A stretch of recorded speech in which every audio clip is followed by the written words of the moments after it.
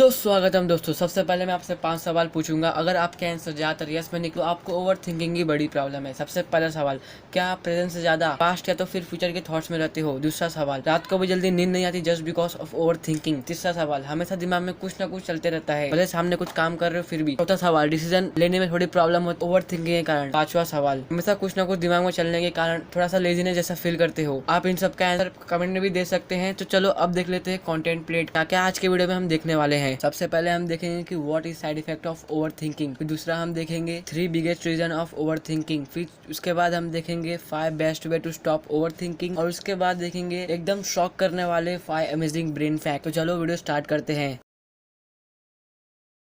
Side effect number 1, over thinking करने वालों की स्ट्रेस बढ़ता रहता है। और साइड इफेक्ट नंबर 2 की बात करें तो डिसीजन मेकिंग कैपेबिलिटी भी कम होती है। ओवर थिंकिंग करने वाले ये सोच ही नहीं पाते कि क्या करना चाहिए क्या नहीं करना चाहिए। साइड इफेक्ट नंबर 3, ज़्यादा ओवर थिंकिंग करने वाले कुछ ना कुछ सोचते हैं कि हाँ मैं ये करूँगा वो करूँगा, या फिर ख्याली पुकाव पकाते हैं कि बहुत कुछ करूँगा लेकिन इम्प्लीमेंट कुछ नहीं हो पाता है, ना तो कुछ कर पाते हैं। Side effect number 4, over thinking आपके नए पॉजिटिव थॉट्स और क्रिएटिविटी थॉट्स को भी ब्लॉक करता है। बिकॉज ओवर थिंकिंग तो नेगेटिव थॉट्स को लीड करता है, तो उससे क्रिएटिविटी थॉट्स और पॉजिटिव थॉट्स तो ब्लॉक होंगे ही। तो जितना हो सके ओवर थिंकिंग को स्टॉप करना है। साइड इफेक्ट नंबर 5, ये आपके कंसंट्रेशन पावर को भी कम करता है, जिससे कि आपका जो रेगुलर काम भी होता है उसमें भी आपका फोकस नहीं हो पाता है। तो लेकिन अगर आपके मैं फायदे की बात करूँ तो जो एंड स्क्रीन पे एक वीडियो आएगा उसमें बताया गया है, डेडिकेटेड तरीके से बताया गया है कि how to improve focus, concentration power and memory power. तो उसे जरूर देख लेना ये वीडियो के बाद। और भी एक्सेट्रा साइड इफेक्ट्स हैं बड़े बड़े ओवर थिंकिंग के, लेकिन मैं आपको बता नहीं रहा हूँ बिकॉज इसी वीडियो में मैं आगे आपको सोल्यूशन बताने तो वाला ही हूँ। तो फिर ओवर थिंकिंग का किस्सा ही खत्म हो जाएगा और साइड इफेक्ट की बात ही नहीं है। लेकिन फिर भी मैं अगर आपको शॉर्ट में बताऊं कि ओवर थिंकिंग का क्या साइड इफेक्ट है, तो उसका यही साइड इफेक्ट है कि आपके मेंटली हेल्थ पे वो बहुत बुरा इफेक्ट करता है। तो इसी को स्टॉप करने के लिए सबसे पहले हम देखेंगे 3 बिगेस्ट रीजन या फिर कहे कॉजेस ऑफ ओवर थिंकिंग। सो इन तीनों रीजन को ध्यान से सुन लो और अगली बार जब भी आपसे इन तीनों रीजन पे जैसे आपको ओवर थिंकिंग हो तो उसे स्टॉप करने की पूरी कोशिश करना है। Cause number 1, lack of confidence. देखो दोस्तों, ओवर थिंकिंग कॉन्फिडेंस पे भी डिपेंड करता है। अगर आप 4 दोस्तों के बीच में भी खड़े हो या फिर कोई टास्क करने जा रहे हो या फिर कुछ भी करने जा रहे हो, वहाँ पे अगर आपका कॉन्फिडेंस लूज हुआ तो फिर ओवर थिंकिंग चालू हो जाएगी। और ओवर थिंकिंग आएगी भी तो नेगेटिव थॉट्स की आएगी। बिकॉज मैंने आपको पहले ही बताया कि ओवर थिंकिंग नेगेटिव थॉट्स को लीड करता है और पहले ही आपका कॉन्फिडेंस लूज रहेगा और ओवर थिंकिंग चालू होने के बाद आपका कॉन्फिडेंस तो डब्बा गुल हो जाएगा। और कॉन्फिडेंस बूस्ट करने के लिए कई सारे यूट्यूब पे वीडियो भी अवेलेबल है, पर लेकिन मैं आपको सजेस्ट नहीं करूंगा बिकॉज उससे आपको लिमिटेड टिप्स और लिमिटेड नॉलेज मिलेगी। लेकिन मैं आपको बोलूंगा कि ये वाली जो बुक स्क्रीन पर दिख रही है जाके परचेस कर लो, अमेज़न पे अवेलेबल है, लिंक डिस्क्रिप्शन में, उधर ही क्लिक करो, डायरेक्ट वहीं पे पहुंच जाओगे। सर्च करने की कोई जरूरत नहीं है, जाके इसे बाय कर लो। इसमें आपको सही तरीके से आपको सही नॉलेज मिल जाएगा और स्टेप बाय स्टेप मिल जाएगा। Cause number 2, comparison. देखो दोस्तों, आप मानो ना मानो पर लेकिन आप अपने आप को किसी ना किसी से कंपेयर करते ही होगे। वो भले अपने फ्रेंड सर्कल में हो या फिर ऑफिस में हो या फिर मोबाइल में किसी ना किसी को देख के कंपेरिजन चालू कर दो कि हाँ ये उसके पास पैसा है, गाड़ी है, ये है वो है, एक्सेट्रा थिंग्स। आपको मालूम भी नहीं पड़ता रहेगा कि हाँ आप कंपेयर कर रहे हो अपने आप को इससे, जो कि बहुत ही बुरी आदत है। अगर आपको ओवर थिंकिंग स्टॉप करनी है तो सबसे पहले आपको अपना कॉन्फिडेंस पे ध्यान देना है और उसके बाद अपना कंपैरिजन एकदम से बंद करना है। जब भी आपको रियलाइज हो कि हाँ मैं किसी से अपने आप को कंपेयर कर रहा हूँ तो उसी वक्त आपको अपना कंपैरिजन स्टॉप करना है। ये धीरे धीरे आदत हो जाएगी और अपने आप को आप कंपेयर किसी से भी नहीं करोगे।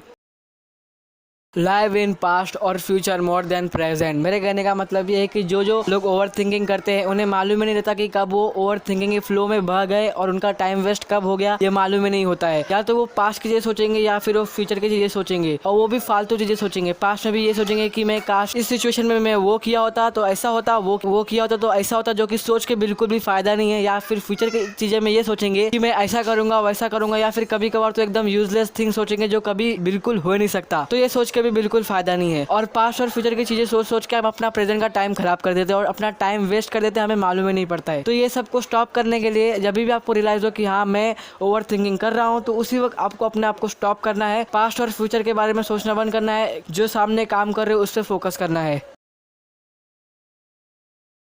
सोल्यूशन नंबर 1, देखो दोस्तों, आपने कितने बार नोटिस किया होगा कि मैंने इसी वीडियो में कितने बार रिपीट कर चुका हूँ कि जब भी आपको रियलाइज़ हो कि हाँ आपको ओवर थिंकिंग हो रही है तो उसी वक्त आपको स्टॉप कर देना है। लेकिन बात यहाँ पे अटकती है कि आखिर स्टॉप कैसे करना है, इसका सही तरीका क्या है। देखो दोस्तों, जब भी आपको रियलाइज़ हो कि हाँ ओवर थिंकिंग हो रही है तो उसी वक्त आपको 3 से 4 बार गहरी सांस लेनी है नाक से और मुँह से छोड़ देनी है। इसके बाद आपका दिमाग शांत हो जाएगा और फालतू की चीज़ें सोचना बंद कर देगा। सोल्यूशन नंबर 2, जब आपका दिमाग शांत हो जाए तो उसके बाद आपको अपने किसी भी काम में अपने आप को डिस्ट्रैक्ट कर लेना है। वो काम कुछ भी हो सकता है, मैं आपको एग्जांपल देते नहीं बैठूंगा, क्योंकि वो कुछ भी आप काम कर सकते हो जिससे कि आप उस टाइम के लिए डिस्ट्रैक्ट हो जाओ। आप चाहे तो अपना मन चाह काम कर सकते हो या फिर एक्सेट्रा कोई भी काम। सोल्यूशन नंबर 3, अगले दिन क्या करने वाले हो, पहले दिन ही रात में बैठ शेड्यूल एकदम बना देना है और अपने आप को शेड्यूल में जितना हो सके उतना बिजी रखना है। और मोबाइल में साथ ही साथ रिमाइंडर भी सेट कर लो, मोबाइल या लैपटॉप में किसी में भी रिमाइंडर सेट कर लो, जिससे कि आपको मालूम पड़ते रहे कि हाँ मुझे इस टाइम पे ये काम करना है, उस टाइम पे वो काम करना है। इससे आप दिन भर बिजी रहोगे और आपको फालतू के थॉट्स आने में टाइम नहीं मिलेंगे। सोल्यूशन नंबर 4, अब शेड्यूल में भी आपको फ्री टाइम मिल रहा है, 1-2 घंटा है, जितना भी आपको टाइम मिल रहा है उस टाइम में आपको खाली बिल्कुल नहीं बैठना है, बिकॉज खाली दिमाग शैतान का घर होता है। इसीलिए अपने हॉबी पे ध्यान दो, जो भी आपका हॉबी है उस टाइम पे वो परफॉर्म करो, इससे भी आपका मन भटका हुआ रहेगा और ओवर थिंकिंग का सवाल ही नहीं पैदा होगा। Solution number 5, meditation. देखो दोस्तों, रोजाना 5 से 10 मिनट मेडिटेशन करना चाहिए। अगर आप स्टार्टिंग में हो तो फिर 2 मिनट का ही करो जना, उसके बाद फिर धीरे धीरे टाइम बढ़ाओ। इससे आपकी मेंटली हेल्थ भी इंप्रूव होगी और अनगिनत फायदे भी मिलने वाले हैं। अपने एक्सपीरियंस से बताऊं तो स्टार्टिंग में जब आप मेडिटेशन स्टार्ट करोगे तो आपका मन और दिमाग बिल्कुल शांत रहने नहीं वाला है और आपको ओवर थिंकिंग की पूरी बाढ़ आने वाली है।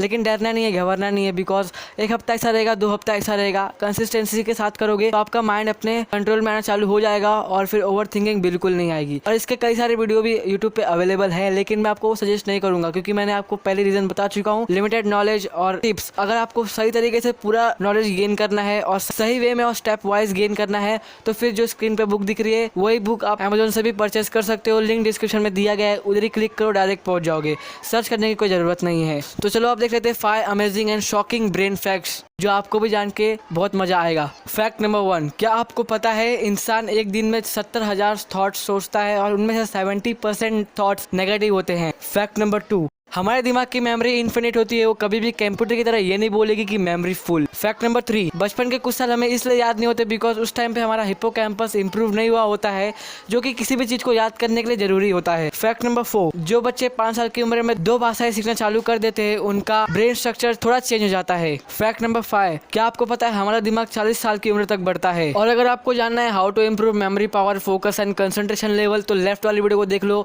आपको अपना सोल्यूशन मिल जाएगा। और don't forget to subscribe this channel for health conscious video.